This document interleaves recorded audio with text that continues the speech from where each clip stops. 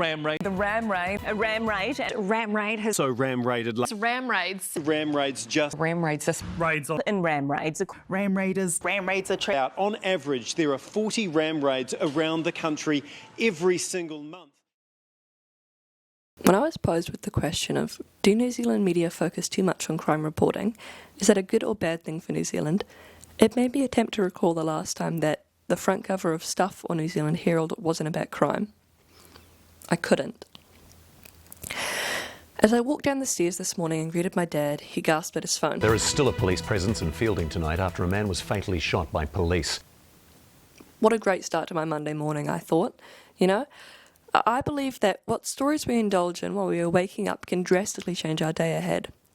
For the rest of my day today, all that I was dwelling on was the fatal shooting that I discussed with my dad this morning.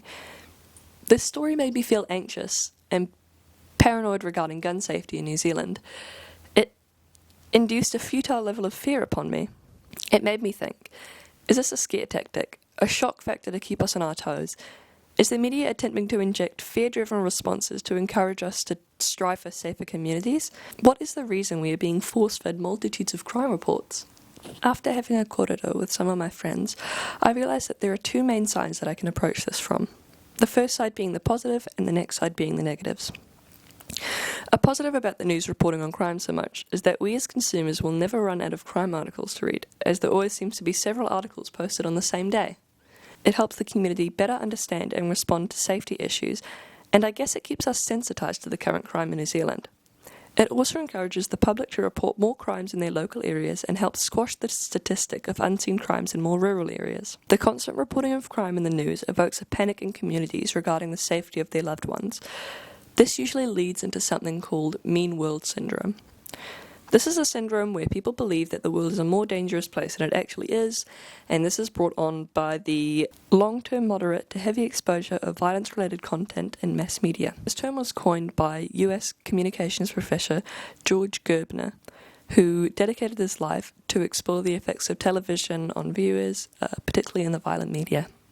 The buzzwords used to describe the actions of these crimes have always had very negative connotations connected to them. I think that these words are cleverly chosen as clickbait to reel the reader in.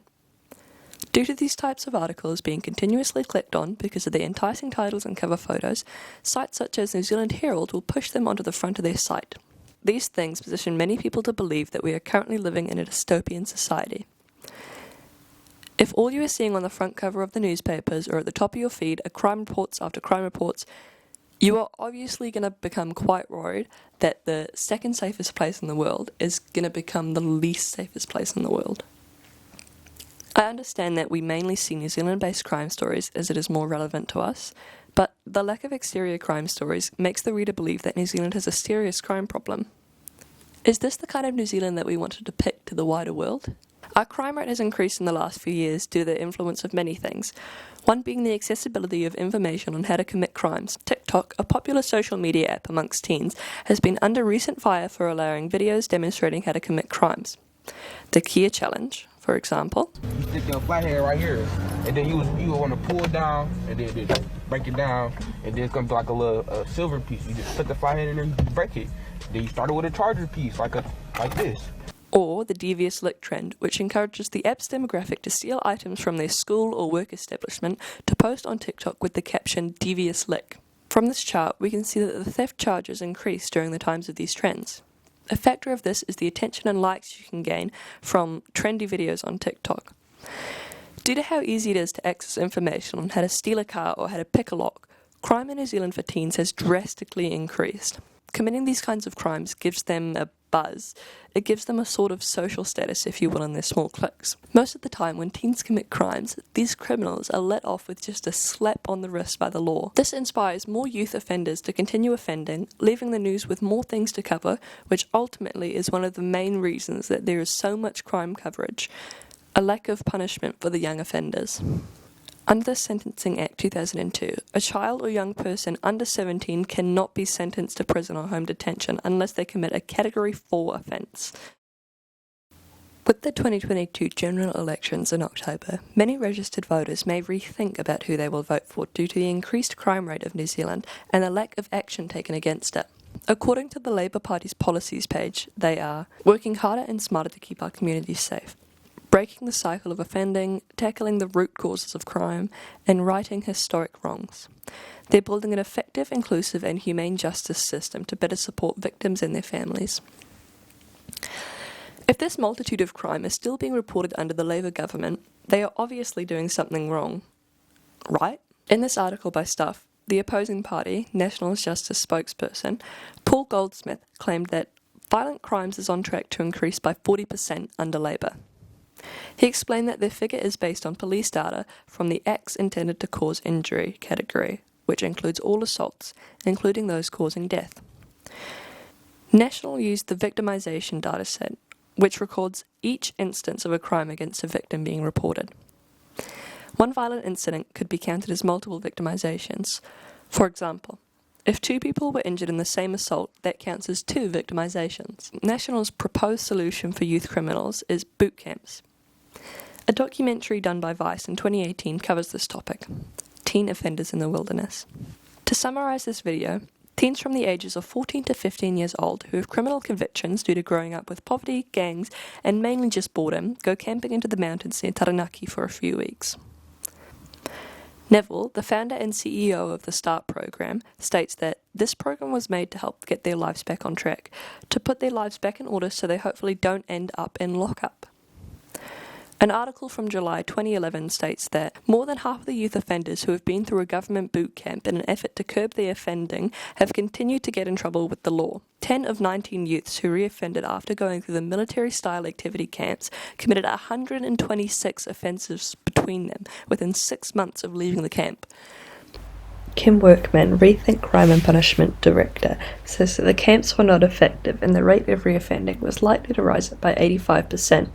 She also said for serious offenders, if you want to change their offending behaviour, the camps are not going to make it different in isolation. Todd from the video I previously showed you before has said 2 amazing quotes that I want to share with you before I touch on my next topic. Everyone I knew from boot camp went to jail. Every single person, 90-something% of our boys are Māori or Pacifica and getting dealt with by a prejudiced system that treats them unfairly. You'll hear boys talk about their own people as if there's something wrong with them and that's why they're in the system, and yeah, that's pretty heartbreaking, you know, that they aren't aware that they're at a disadvantage in the system, but they think it's their own fault. This quote from Todd helps me seamlessly transition into my next topic, the prejudiced judgments towards the ethnicity of the stereotypical offenders. An article written in 2017 by Alan Jean M. and Bruce Toney says that concerns about media stereotyping and marginalisation of non-dominant racial or ethnic communities have a long history, and international researchers find that non-white immigrants and other marginalised communities are subject to media coverage that negatively and narrowly stereotypes them in comparison to dominant racial groups. They also use media theorist Stuart Hall to back up this statement. People who are in any way significantly different from the majority, them rather than us, are frequently exposed to and seem to be represented through sharply opposed, polarised, binary extremes. This also directly relates to my own findings. A survey taken in October 2018 by Justice Geoff states that Māori make up 26% of the most highly victimised people, almost twice as high as their proportion of the New Zealand adult population. From the survey, Justice.Geoff found out that Māori are significantly overrepresented in the highly victimised 4% compared to other ethnic groups. New Zealand Europeans are evenly represented across the victim group, and those who identify as Pacifica, Asian or other ethnicity are significantly underrepresented. After looking at the most recent survey completed in 2021, I found that this statistic has not changed drastically. There was only a small 2% gap between Māori victimisation and the New Zealand average when age and derivation are accounted for. This finding supports the view that the different age structure and the different level of deprivation between Māori and the New Zealand average are key contributors to the highly likelihood of victimisation for Māori.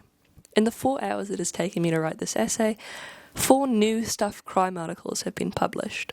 That is approximately 1 crime article per hour. To conclude, I personally believe that the current amount of attention that the news media is giving crime is doing more harm to the country than good. I'm going to leave you with a quote by my dad. The more oxygen you give, the brighter the fire burns. Thank you.